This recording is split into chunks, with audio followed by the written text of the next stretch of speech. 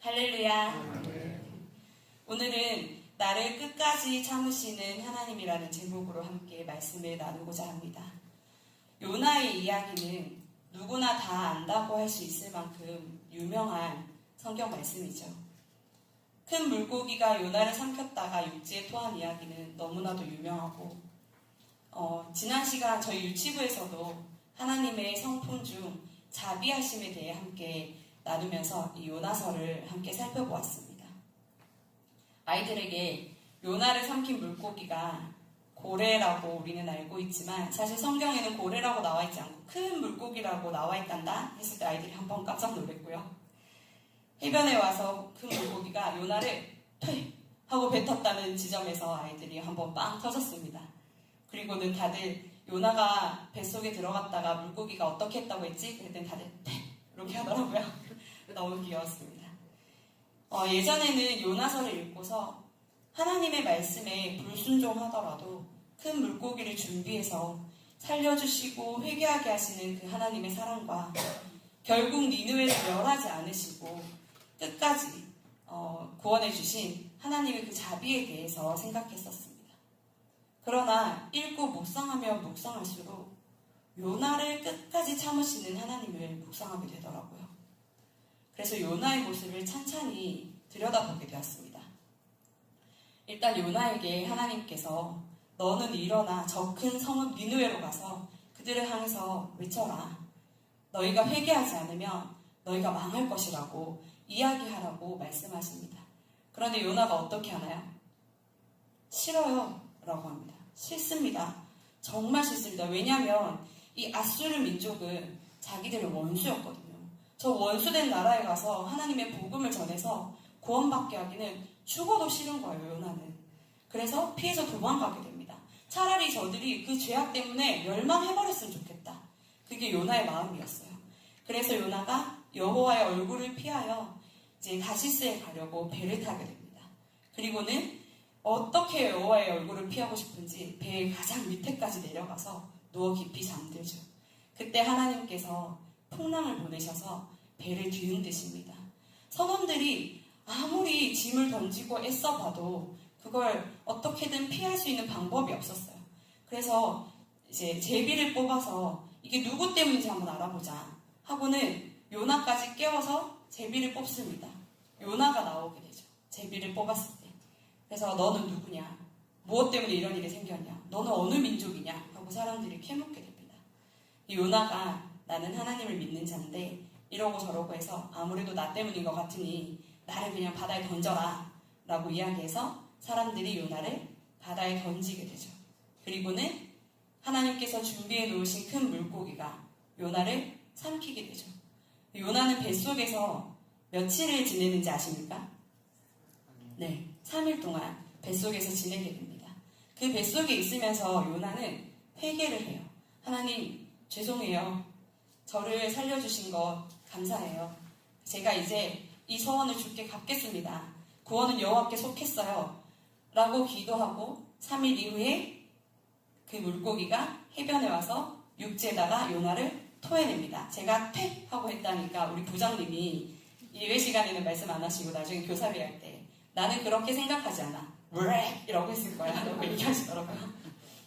그렇게 육지에 토해진 요나는 니느웨로 갑니다. 니느웨로 가서 이제 말씀을 전하게 되죠. 근데 이 니느웨가 큰 성읍이어서 3장에 보시면 3장 3절 말씀을 보면 니느웨는 사흘 동안 걸을 만큼 하나님 앞에 큰 성읍이더라 라고 나옵니다. 그런데 4절에 보세요 여러분. 요나가 그 성읍에 들어가서 하루 동안 다니며 외쳐 이르되 라고 나와 있어요. 3일을 다녀야지 다닐 수 있는 큰 성읍인데 요나가 얼마나 대충 말씀을 전했냐면 하루 만에 전합니다. 그것도 자세히 말하지도 않아요. 40일이 지나면 니느웨가 무너지리라 라고만 합니다. 우리가 제대로 전할 거였으면 여러분 회개하십시오. 정말 너무나 큰 죄악 때문에 하나님이 노하셨습니다.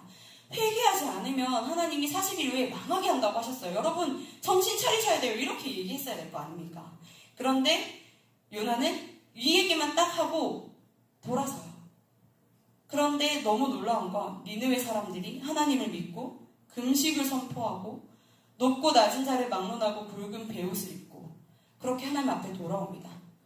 그랬더니 요나가 그 재앙이 내려지지 않는 걸 보고 4장 오늘 말씀 2절을 함께 읽었는데 1절에 보면 요나가 매우 싫어하고 성내며라고 나옵니다. 그러면서 하나님한테 따져 묻는 거예요. 오늘 아니 나 이럴 줄 알았어요. 저럴 줄 알았어요. 저 사람들을 구원하는 게 말이 돼요. 이렇게 해서 화가 난 겁니다. 거기까지가 오늘 읽은 그 말씀까지예요. 제가 어떤 목사님의 어떤 설교를 들었는데 그 목사님이 이런 말씀을 하셨어요. 요나서를 읽으면 그 아이들을 지도하는 부모님들의 구나 스토리가 생각난대요. 이랬구나 저랬구나. 요나의 행적을 봤을 때 하나님이 요나야 하기 싫구나. 아수로가 망했으면 좋겠구나. 도망가는구나. 회개하는구나. 그러다가 결국 전하는구나 하셨다가 자기였으면 사흘 걸을 걸 하루 만에 다닌 것도 형편없이 그 성의 없이 전한 것도 너무너무 화가 나는데 가가지고 이제 화까지 내니까 하나님 앞에 억장이 무너지면서 이제는 네가 좀 맞고 싶구나. 너 혼나고 싶구나. 라고 했을 것 같다는 이야기를 하신 것이 갑자기 생각이 났습니다. 저는 요나의 이 모습을 보면서 하나님은 결국 여기서도 성내지 않으셨어요. 왜 하나님은 끝까지 요나를 참으시는 걸까? 왜 하나님은 하필 요나를 통해서 일하시는 걸까? 왜 요나일까? 하고 궁금해서 네이버에 검색도 해봤습니다.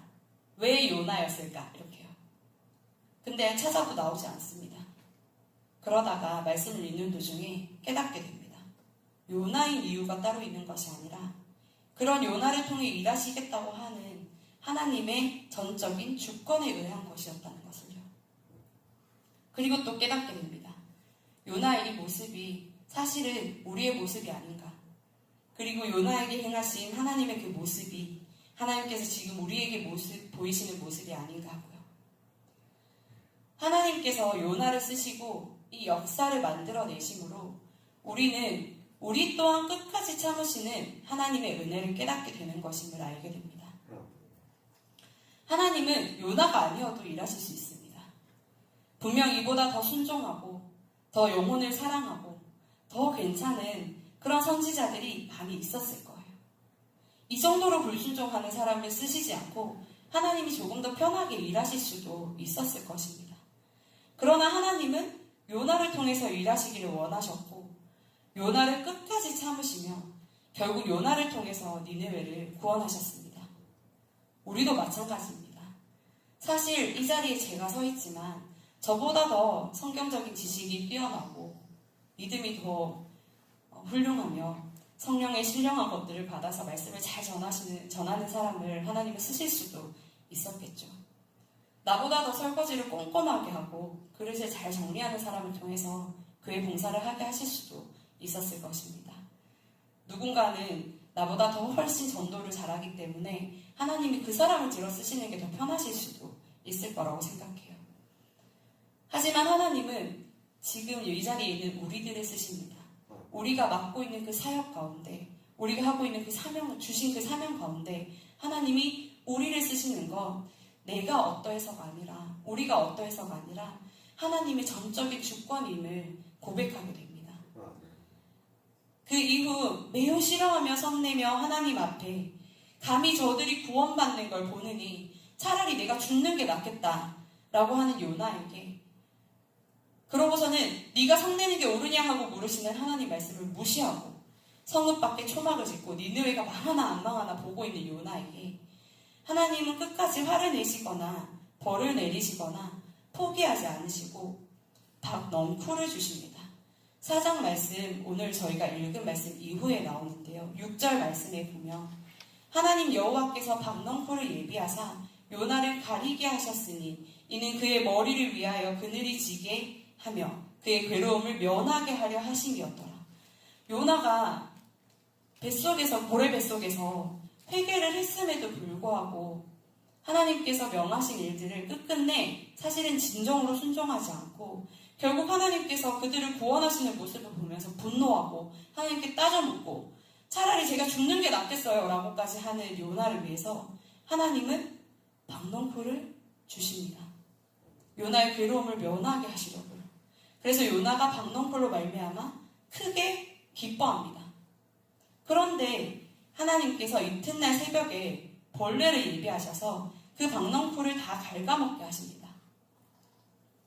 그래서 해가 뜨니 뜨거운 동풍까지 불어오면서 요나의 머리에 뜨거운 해가 쪼여서 혼미할 지경에 이르렀어요. 요나가 이대로 그냥 죽는 게 낫겠다. 사는 것보다 죽는 게 내게 낫습니다. 하나님 하고 또 불평합니다.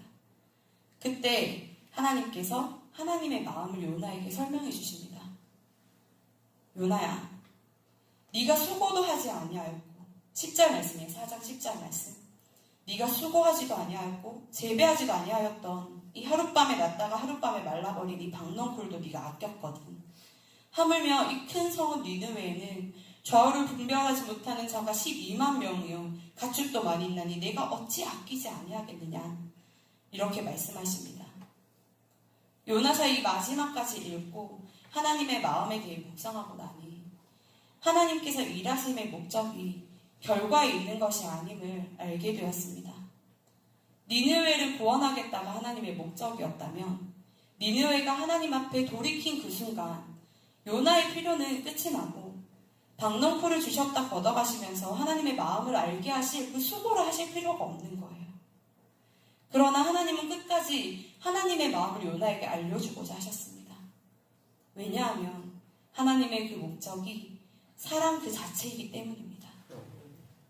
요나는 하나님을 아는 지식에 뛰어난 사람이었습니다. 오늘 우리가 읽은 4장 2절 말씀에 보면 요나가 이렇게 이야기하죠. 주께서는 은혜로우시며 자비로우시며 노하기를 더디하시며 인애가 크시사 뜻을 돌이켜 재앙을 내리지 아니하시는 하나님이신 줄을 내가 알았습니다. 너무나도 하나님을 잘 알고 있었어요. 그리고 하나님께서 전하라고 하신 그 말씀을 전하며 분명히 하나님께서 자비하신 그 마음으로 니느웨를 구원하실 것도 알고 있었어요. 근데 요나는 하나님의 마음은 몰랐습니다. 하나님을 알기 전에 하나님을 아는 지식 안에 그 자신의 지식 안에 하나님을 가두었기 때문입니다. 사랑의 하나님은 나에게 그러나 내가 정한 기준으로 내가 판단했을 때 옳지 않은 이들 정의롭지 않은 다른 이들에게는 공의의 하나님을 적용하며 내가 납득되지 않을 때 하나님에게 옳고 그름을 따져묻고 마치 박넝쿨 하나와도 같은 작은 일에도 하나님을 원망하는 그 모습. 사실 그 모습은 지금의 우리의 모습과도 같지 않나 생각해 보게 됩니다. 사랑의 하나님이 우리의 하나님이시니 나의 하나님이시니 얼마나 큰 은혜인지 우리 또한 원수 되었을 때에 자신의 아들까지 내어주심으로 우리를 구원해 주신 그 사랑의 깊이와 넓이를 깨닫는다면 우리는 감히 하나님 앞에 성내는 것이 옳지 않음을 알 수밖에 없습니다.